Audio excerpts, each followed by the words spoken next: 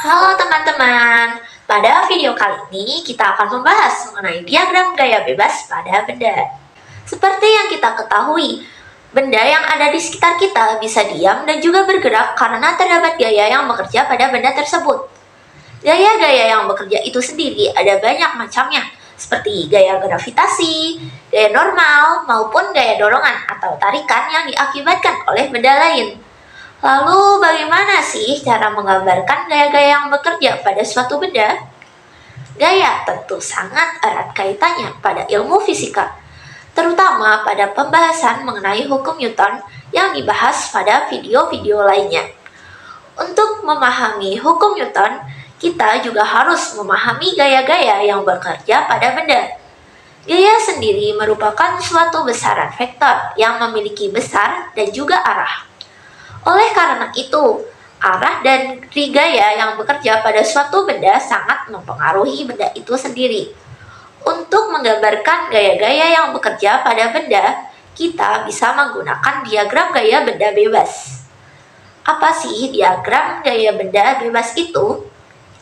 Diagram gaya benda bebas atau yang juga bisa disingkat DGB merupakan ilustrasi atau gambaran dari gaya-gaya yang bekerja pada suatu sistem yang menjadi fokus kita. Contoh yang pertama, misalkan ada sebuah balok yang diam di atas meja. Kemudian kita analisis gaya yang bekerja pada balok tersebut. Untuk lebih jelasnya dapat dilihat pada gambar di samping. Pada gambar tersebut bekerja dua jenis gaya, yaitu gaya gravitasi yang arahnya ke bawah. Gaya gravitasi ini menimbulkan munculnya gaya berat atau gaya yang timbul akibat gaya tarik bumi terhadap benda bermassa. Dan juga gaya normal yang arahnya ke atas. Gaya normal ini sendiri adalah suatu gaya reaksi yang timbul akibat benda yang menekan bidang. Besarnya kedua gaya ini adalah sama dan juga memiliki arah yang berlawanan, sehingga resultan gayanya sama dengan 0. Dan balok itu tidak bergerak sama sekali. Ini tentunya sesuai dengan hukum 1 Newton bahwa sigma F sama dengan 0. Sehingga benda yang diam akan terus diam dan benda yang bergerak akan terus bergerak. Lalu, bagaimana jika balok tersebut bergerak? Jika sebuah balok dengan massa M berada pada papan luncur yang licin seperti pada gambar di samping, pada balok tersebut bekerja gaya berat yang mengarah ke pusat bumi dan juga gaya normal sebagai gaya reaksi yang timbul. Kemudian juga terdapat gaya dorong ataupun gaya tarik yang membuat balok tersebut bergerak. Karena permukaan papan luncur licin, maka tidak ada gaya gesek yang bekerja pada sistem tersebut. Sehingga jumlah gaya yang bekerja searah dengan sumbu Y sama dengan 0. Atau dapat dituliskan sigma Fy sama dengan 0. Kemudian karena nilai sigma Fy itu sama dengan gaya normal dikurangi gaya berat, maka gaya normal sama dengan gaya berat dan gaya berat sama dengan massa dikalikan gravitasi. Untuk jumlah gaya-gaya yang bekerja searah dengan sumbu X, maka sigma Fx sama dengan massa dikalikan percepatan. Jadi, gaya sama dengan massa dikalikan percepatan, dan percepatan sama dengan gaya dibagikan dengan massa.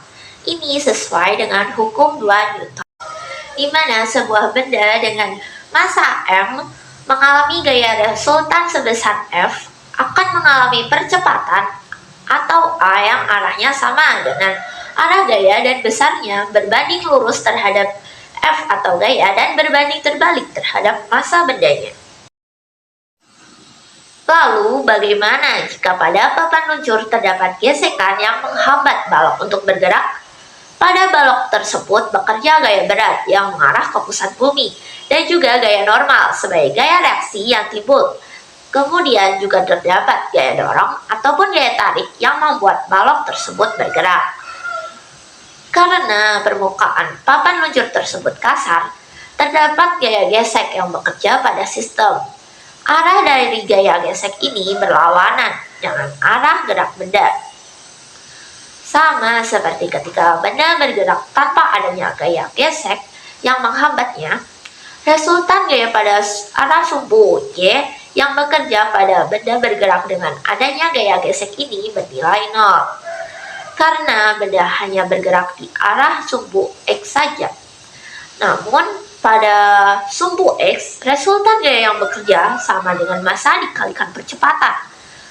Resultan gaya pada sumbu X ini sama, yakni besarnya gaya dorong ataupun tarik dikurangi dengan gaya gesek kinetik yang bekerja. Untuk gaya gesek kinetik sendiri, besarnya yaitu koefisien gaya gesek kinetik dikali dengan gaya normal.